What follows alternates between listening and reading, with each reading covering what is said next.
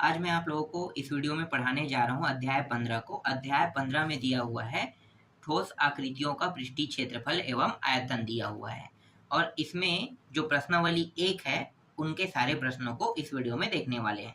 तो प्रश्नावली 1 का पहला प्रश्न है, एक घनाभ 8 मीटर लंबा, 4 मीटर चौड़ा और 2 मीटर ऊंचा घनाभ के सभी विकर्णों की लंबाई ज्ञात कीजिए। बहुत सरल प्रश्न है। घनाभ के बारे में आप लोग कितना जानते हो? इंपॉर्टेंट तथ्य तो यही है ना कि घनाभ के बारे में हम जितना जानते हैं उसके हिसाब से हम इनके प्रश्नों को हल कर सकते हैं। तो सबसे पहले मैं क्या करूंगा, एक घनाभ बना लेता हूँ ना। तो चलो एक घनाभ बना लेते हैं। घनाभ कैसे बनता है? देखो बहुत आसान है। आप इसके जगह स्केल का भी उपयोग कर सकते हैं, पर यहाँ पे मैं पेन का ही उपयोग कर रहा हूँ ना। स्केल और शीश का उपयोग करके आप घनाभ बना सकते हैं। तो देखो घनाभ जो होता है ना, आपको इस तरीके से पहले आयत बनाना है। देखो इस प्रकार से आपको आयत बनाना है। एक आयत हो गया, ठीक है। अब थोड़ा सा नीचे में आपको क्या करना है, यहाँ पे थोड़ा सा नीचे लेके इस तरीके से फिर एक और आयत बना देना है। देखो जैसे मैंने बनाया है वैसे ही आपको क्या करना है, एक और आयत बना देना है। इसके बाद क्या करना है, ये वाला और ये वाला दोनों का टिप मिला दो। फिर यहाँ भी इस तरीके से टिप मिला दो, इसका भी टिप मिला दो और इसका भी टिप मिला दो। तो क्या बन गया, ये आयत से क्या बन गया, घनाभ बन गया ना। देखो दो आयतों के मेल से घनाभ का निर्माण हो गया। तो ये क्या है, घनाभ है, घनाभ। अब प्रश्न में घनाभ के सभी भुजाओं का मान दिया है। तो कितने भुजा होते हैं, लंबाई चौड़ाई ऊंचाई, 3 ही होंगे, है ना।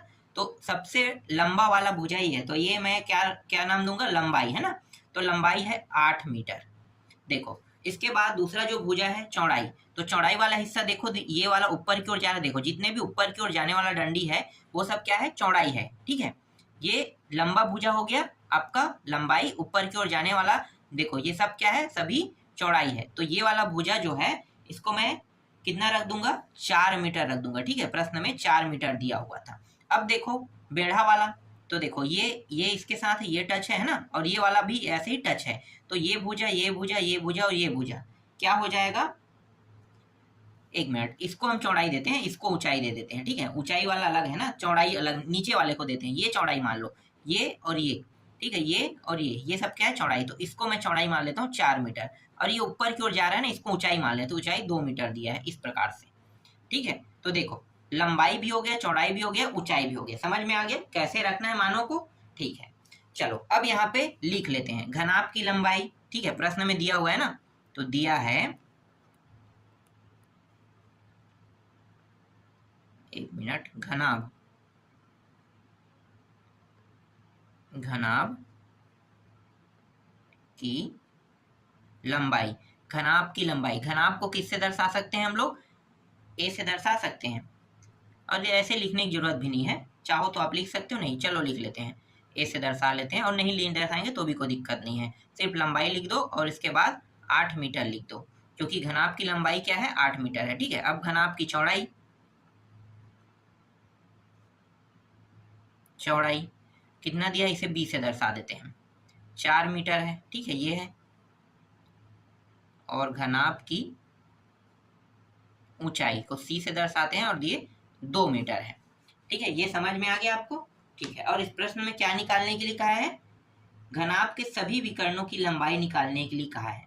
तो घनाभ के, यहाँ पे लिखो, घनाभ के विकर्णों की लंबाई, है ना, सभी विकर्णों की लंबाई। तो मैं यहाँ पे विकर्ण लिख लेता हूँ, विकर्णों की लंबाई, ठीक है। इसका एक सूत्र होता है, सूत्र आपको याद होना चाहिए तभी ये निकल पाएगा, ठीक है। देखो ए बी सी है ना, तो करनी के अंदर आपको क्या करना है, ए का वर्ग कर देना है, ये लंबाई का वर्ग हो गया, चौड़ाई का वर्ग, इसको बी नाम दिए है ना, तो बी का वर्ग कर देते हैं और इसको सी का वर्ग कर देते हैं। बस यही करना है आपको, ठीक है। करनी के अंदर क्या करना है, जब कहेगा घनाभ के विकर्णों की लंबाई निकालने के लिए कहेगा, तो ए का वर्ग प्लस बी का वर्ग प्लस सी का वर्ग करना है। ए का वर्ग कितना है, 8 है ना, तो 8 का वर्ग, बी का वर्ग मतलब बी जो है वो 4 है तो 4 का वर्ग, सी कितना है, 2 है, तो सी का वर्ग ये हो जाएगा। 8 का वर्ग है मतलब कितना होगा, 8 8 64, 4 का वर्ग 16, 2 का वर्ग 4, सभी को क्या कर देंगे, जोड़ देंगे। तो ये 64, 16 और ये 4 है, तो कितना हो गया, 4 दूनी 8 और 6 कितना हो जाएगा, ये 8 और 6 14, 14 का 4 है ना, हाँ सिलाई 1, तो ये 7 और 1 8, ठीक है 84 आ जाएगा। सभी को जोड़ेंगे कितना होगा, 84। अब 84 को हमें वर्गमूल से बाहर निकालना है, ठीक है, वर्गमूल से बाहर निकालते हैं। तो वर्गमूल से बाहर निकालने का आप लोगों को तरीका पता है, नहीं पता होगा तो मैं बता देता हूँ। आपको करना क्या है, इस तरीके से गुणनखंड वाला विधि यूज करना है। निकल पाएगा तो, नहीं निकलेगा तो कोई दिक्कत नहीं, हम 84 को फाइनल उत्तर मान लेंगे। अगर निकल जाएगा तो जो जो मान निकलेगा उसको बाहर निकाल लेते हैं, ठीक है। सबसे पहले 2 से करेंगे, सबसे छोटी संख्या 2 है, तो 2 से भाग करो, तो 2 चौके 2 दूनी, ठीक है। तो ये 2 से भाग जाने पर कितने बार गया, 42 बार। फिर 2 से करो, 2 दूनी, फिर 2 एकम। अब ये कितने से जा रहा है, 3 से जा रहा है, 3 एकम 3 सत्ते, अब 7 जो है 7 से ही जाएगा, है ना। तो हम क्या करेंगे, इसको कुछ इस प्रकार लिख लेंगे, देखो 2 2 2 गुणित 2 गुणित 3 गुणित 7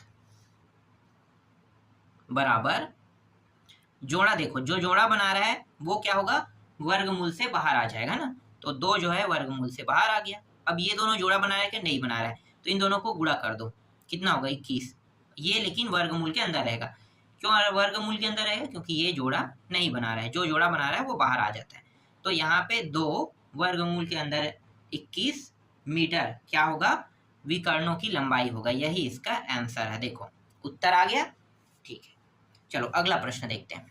प्रश्न क्रमांक दूसरा है, एक घन के पृष्ठीय विकर्ण की लंबाई ज्ञात कीजिए जिसकी भुजा 12 करनी 3 सेंटीमीटर है, उसका आकाशीय विकर्ण कितना होगा।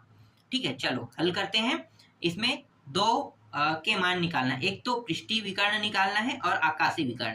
पृष्ठीय विकर्ण अलग होता है और आकाशीय विकर्ण अलग होता है, मैं आपको इसे समझा दूंगा, ठीक है। पहले हम बना लेते हैं, घन बना लेते हैं। तो घन कैसे बनता होगा, आप लोगों को पता होगा कि वर्ग से क्या बनेगा भाई, वर्ग से घन बनेगा ना।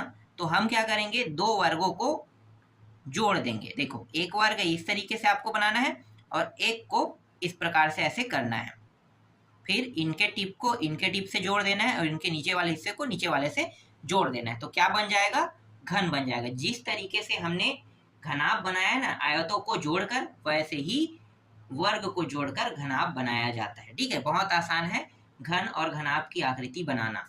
ठीक, अब इस प्रश्न में देखो घन और वर्ग के भुजाएं जो है वो सेम होते हैं, सेम होते हैं ना। वर्ग में भी एक भुजा का मान पता होने पर दूसरे भुजा का मान सेम टू सेम रहता है। तो घन में क्या होगा, एक भुजा का मान जितना है उतना ही दूसरे तीसरे भुजा का भी मान उतना ही होगा। मतलब लंबाई चौड़ाई ऊंचाई तीनों एक बराबर होता है, किसमें, घन में। ठीक है, याद रखना ना, घन में तीनों एक बराबर। तो इस प्रश्न में इसके एक भुजा का मान दिया है, कितना दिया है, 12 करनी 3 दिया है। ठीक है, इस प्रश्न में दिया है 12 करनी 3 दिया है एक भुजा का। तो बाकी ये जो 2 भुजा है ना, मतलब ये चौड़ाई और ये ऊंचाई, इनका भी मान क्या होगा, इतना ही होगा, 12 करनी 3 सेंटीमीटर ही होगा। समझ में आया। चलो अब हल करते हैं। यहाँ पे मैं लिख लेता हूं, दिया है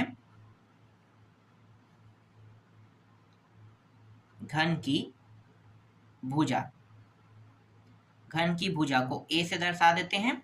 ठीक है, एक भुजा है मतलब ए से, 2 भुजा होता है बी से, 3 भुजा होता है तो सी से, मतलब लंबाई चौड़ाई ऊंचाई। तो इसमें क्या है, सभी भुजा तो एक बराबर है, तो एक भुजा ए, तो लंबाई भी जितना है उतना ही ऊंचाई उतना ही चौड़ाई भी रहेगा। इसलिए हम क्या कर रहे हैं, इसके एक भुजा को ही दर्शाएंगे, तो सभी भुजा क्या हो गया, बराबर हो जाएगा ना। तो ये 12 करनी 3 सेंटीमीटर। ठीक, सबसे पहले हम इस प्रश्न में घन के पृष्ठीय विकर्ण की लंबाई निकाल लेते हैं। तो यहाँ पे लिखो घन के, एक सेकंड, पृष्ठीय विकर्ण की लंबाई, इसका सूत्र होता है 1 करनी 2 होता है। ये आया कैसे होगा, ठीक है, आपके मन में सवाल आ सकता है, तो मैं यहाँ पे आपके जो डाउटेस है ना उसको मैं क्लियर कर देता हूँ। ठीक है, जो डाउट होगा आपको वो मैं क्लियर कर देता हूँ यहाँ पे। तो देखो हमें क्या करना है, सिर्फ 2 भुजा लेना है। क्यों 2 भुजा लेना है, यहाँ पे देखो ये वाला अगर मैं एक हिस्सा लेता हूँ, ध्यान देना, ये वाला कोई भी एक पृष्ठी बोला है ना, पृष्ठ, तो कितने पृष्ठ है? 6 पृष्ठ होते हैं, ठीक है। तो घन के पृष्ठी विकर्ण कह रहा है, तो देखो 1 2 3 4 5 और एक, देखो सब 6 है, 6 है ना, 1 2, ठीक है, 1 2, ये 3, ये 4, ये 5 और इसके पीछे क्या है, छठवां। तो कुल मिला के 6 पृष्ठ हैं। अब 6 पृष्ठ में घन के एक पृष्ठ के मान को पहले निकालना है। तो मान लो कि एक पृष्ठ को मैंने यहाँ पे एक पृष्ठ बस को लिया, तो ये कुछ इस प्रकार से दिखेगा, कैसे, वर्ग जैसा, ठीक है, वर्ग जैसा दिखेगा। तो वर्ग में देखो एक तो लंबाई दिखाई दे रहा है, ठीक है, और ये ऊपर की ओर जा रहा है, देखो ये ऐसा और ऐसा दिखाई दिया, दोनों क्या है, लंबाई है। और ये इस तरीके से ऊपर की ओर जाते हुए दिखाई दे रहा है, ये क्या है, चौड़ाई है। तो इसमें सिर्फ लंबाई और चौड़ाई दिया हुआ है, ठीक है, लंबाई और चौड़ाई। तो घन के पृष्ठ की विकर्ण, अगर हम किसी का विकर्ण निकालते हैं तो आप लोगों को पता होगा कि a का वर्ग प्लस a का वर्ग, क्योंकि यहाँ पे क्या है, दोनों एक जैसा है ना, तो a का वर्ग करेंगे। तो दोनों को अब जोड़ दो, दोनों a का वर्ग है, तो 2a का वर्ग हो जाएगा, इस तरीके से बिल्कुल होगा ना। फिर यहाँ पे देखो a का वर्ग जो है ये 2 घात है, तो a का वर्ग बाहर आ जाएगा और करनी के अंदर 2 रुक जाएगा। समझ में आया? तो ये पृष्ठी विकर्ण का मतलब आप लोग समझ गए होंगे कि पृष्ठी विकर्ण और कुछ नहीं है, वर्ग का विकर्ण है। किसका विकर्ण है? वर्ग का विकर्ण, ठीक है। पृष्ठी विकर्ण का मतलब आप समझ गए होंगे, ये होता है वर्ग का विकर्ण। तो इसी प्रकार से ये a अंडर रूट के अंदर 2 जो आया है वो इस प्रकार से आया, समझ में आ गया, ठीक है। अब क्या करेंगे, a का मान हमारे पास है कितना है, देखो 12 करनी 3 है ना, तो रख देते हैं 12 करनी 3 और यहाँ पे कितना दिया है, करनी 2 दिया है, ठीक है। आगे हल करते हैं, तो ये रहेगा 12 और ये दोनों करनी के अंदर है तो क्या हो जाएगा, करनी के अंदर है तो गुणा हो जाएगा, 3 और 2 कितना होगा, 6, तो ये करनी 6 हो जाएगा। तो 12 करनी 6 सेंटीमीटर इसका उत्तर आया, किसका, घन के पृष्ठीय विकर्ण की लंबाई का उत्तर कितना आया, 12 करनी 6 आया, ठीक है। अब घन के आकाशीय विकर्ण की लंबाई निकालते हैं, ठीक है। ये आकाशीय विकर्ण कह रहा है, इसका मतलब क्या है, आकाशीय विकर्ण मतलब संपूर्ण पृष्ठ का विकर्ण, मतलब समझो है ना, संपूर्ण पृष्ठ वाला है। तो यहाँ पे लिखो घन के आकाशीय पृष्ठ की, एक मिनट, घन के आकाशीय विकर्ण की लंबाई लिखना है मुझे यहाँ पे, विकर्ण की लंबाई, ठीक है। इसका सूत्र क्या होगा, तो देखो इसका सूत्र मैं बता देता हूँ। इस बार क्या होगा, इसमें लंबाई चौड़ाई ऊंचाई सभी है ना, तो सभी को शामिल करेंगे। फिर ये चौड़ाई और ये ऊंचाई इस प्रकार से, तो 1 2 3 3 हो जाएगा, ठीक है। तो 3a का वर्ग जुड़ गया। अब यहाँ पे देखो a बाहर आ जाएगा किससे, अंडर रूट से, और अंडर रूट के अंदर सिर्फ 3 बचेगा। तो इसका जो सूत्र होता है घन के आकाशीय विकर्ण की लंबाई का, वो कितना होगा, a करनी 3 होगा, ठीक है। a करनी 3 आ गया यहाँ पे, ठीक। अब मैं क्या करूंगा, a के मान को यहाँ पे रख दूंगा, तो 12 करनी 3 और यहाँ पे कितना, पहले से करनी 3 दिया है ना, तो ये 12, देखो ये दोनों करनी के अंदर और दोनों मान 3 3 है, तो जोड़ा तो बना रहा है, तो जोड़ा बना रहा है, तो इसका मतलब क्या है, देखो 3 गुणी 3, तो जोड़ा बना रहा है, तो ये क्या हो सकता है, करनी से बाहर आ सकता है, बिल्कुल। तो मैं इसे करनी से बाहर ला लेता हूँ, जोड़ा बनाने पर ये आ गया 3 बाहर, ठीक है। 3 का वर्ग हो रहा है, 3 का वर्ग होने पर मतलब क्या है, 3 बाहर आ जाएगा ना, इस प्रकार से। और ये हो गया 12 दिया 36, तो 36 सेंटीमीटर क्या हो रहा है, इसका उत्तर आ रहा है। तो इस तरीके से आपका दूसरा प्रश्न भी कंप्लीट हुआ। समझ में आया? देखो बहुत आसान है, बस आपको क्या करना है, घन के पृष्ठीय विकर्ण कहेगा तो आपको ये वाला सूत्र लगाना है, कैसे आया ये मैंने बता दिया।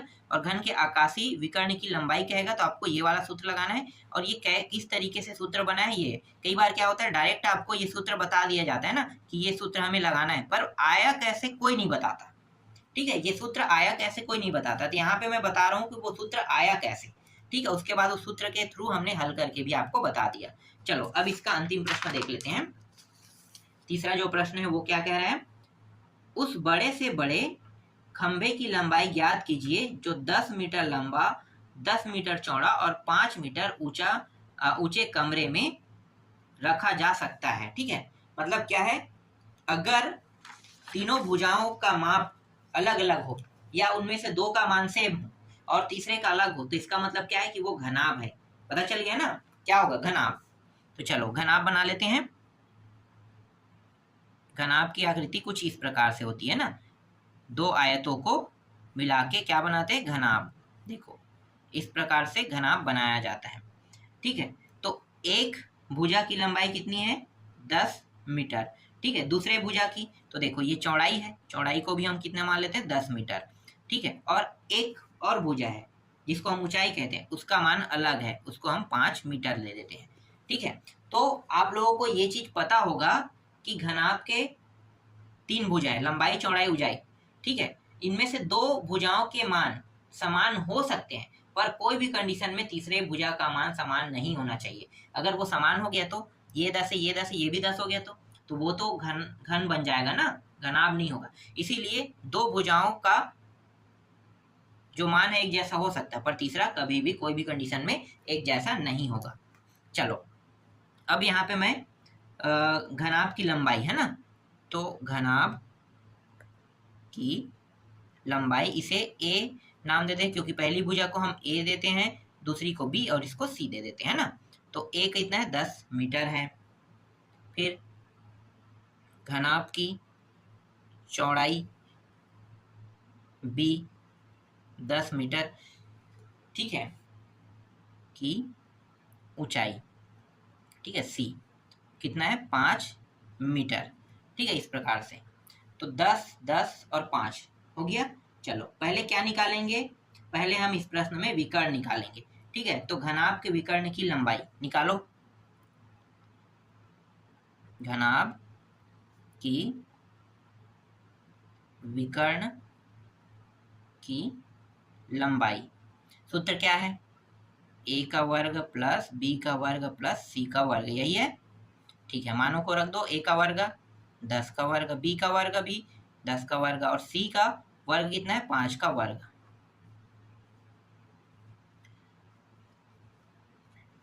ये हो जाएगा 10 ढाई 100, ये भी हो जाएगा 100 हो जाएगा, इसका वर्ग हो जाएगा 25। कुल मिला के कितना हुआ, कुल मिला के 225 हुआ। तो 2 2 5 यहाँ पे आ गया।